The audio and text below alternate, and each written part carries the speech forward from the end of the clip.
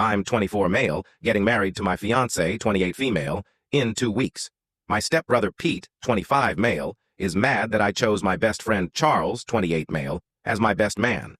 Honestly, choosing Charles was a no-brainer because Pete and I aren't close. Yeah, we're stepbrothers, but we never lived together. I used to live with my mom and he lives with my dad and stepmom.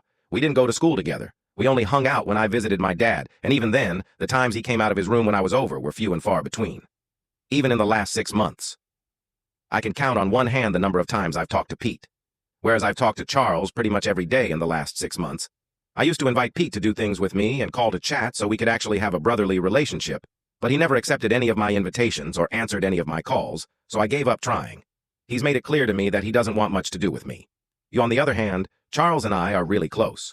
Charles and I have known each other for 11 years, and we used to hang out pretty much every day. He chose me as his best man for his wedding. He's like an older brother to me.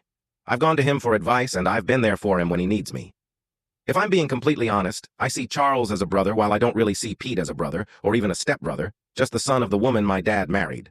Nothing against Pete. He seemed like a decent guy, and he was, and still is, invited to the wedding. He just wasn't in the wedding party because he's basically a stranger. Anyway, the whole reason I made this post is because I got a text from Pete earlier today.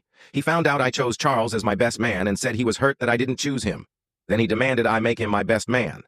I apologized and said I was sticking with Charles, and he messaged back saying he wasn't coming if he wasn't my best man. Around half an hour after that, I got a call from my stepmom. She went off on me for not choosing Pete as my best man. She said I should have chosen him because we're brothers. She ended her rant by saying she wasn't coming if Pete wasn't my best man.